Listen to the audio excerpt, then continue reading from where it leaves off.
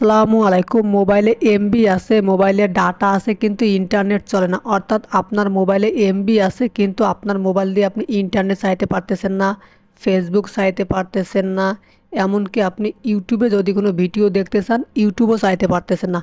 আপনার যদি এরকম সমস্যা হয়ে থাকে তাহলে আমার এই ভিডিওটা আপনি শেষ পর্যন্ত দেখুন। মাত্র 1 থেকে 2 মিনিটের মধ্যে কিন্তু আপনি এই সমস্যার সমাধান করতে পারবেন।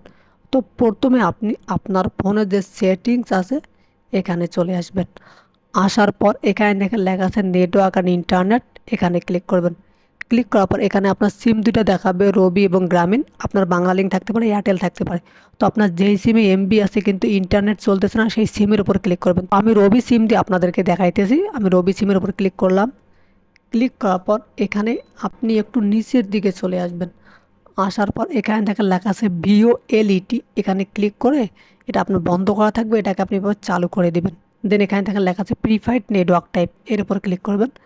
ক্লিক করার পর অবশ্যই আপনি এটাকে 4G 3G অটো করে রাখবেন। কখনোই আপনি 3G 2G এরকম করে রাখবেন না।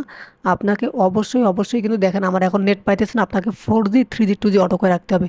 এখন একটু পর দেখবেন যে আমার এখানে কিন্তু 4G ইন্টারনেটটা চালু হয়ে যাবে। দেখেন 4G চালু হয়ে গেল উপরে। তারপরও যদি না হয় অ্যাক্সেস পয়েন্ট নেম এখানে ক্লিক করবেন। ক্লিক করার পর উপরে দেখেন থিয়েটার নামে একটি অপশন আছে, এখানে ক্লিক করবেন। ক্লিক করার পর রিসেট টু ডিফল্ট এখানে ক্লিক করে আপনি আপনার এপিএন সেটিংসটাকে রিসেট করে দেবেন। দেন দেখবেন যে আপনার মোবাইলে ইন্টারনেটটা চালু হয়ে গেছে, আপনি নেট চালাতে পারতেছেন। যদি তারপর না হয় তাহলে অবশ্যই আপনি আবারও আপনার ফোনের সেটিংসে আসবেন। আপনাকে কিন্তু ভিডিওটা শেষ পর্যন্ত দেখতে হবে এবং সবগুলো সেটিংস করতে হবে।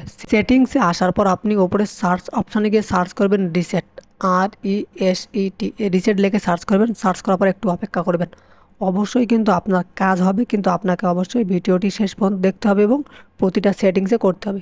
রিসেট লেখার পর এখানে দেখেন লেখা আছে reset wifi mobile and Bluetooth.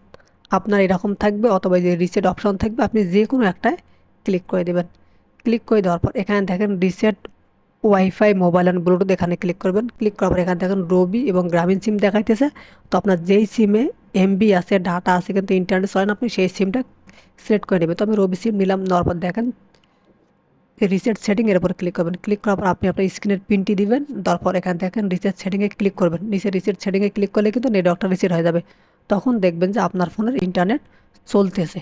যদি তারপরও না হয় তাহলে পাওয়ার বাটনটা চাপ দিয়ে ধরে আপনার ফোনটাকে একবার রিস্টার্ট দেবেন, তখন দেখবেন যে ইন্টারনেট চলতেছে।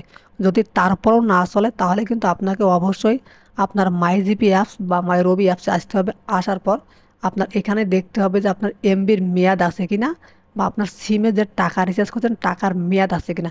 যদি টাকার মেয়াদ শেষ হয়ে যায় কিংবা এমবির মেয়াদ শেষ হয়ে যায় তাহলে কিন্তু আপনার ফোনে ডাটা থাকা সত্ত্বেও কিন্তু আপনার ইন্টারনেট চলবে না।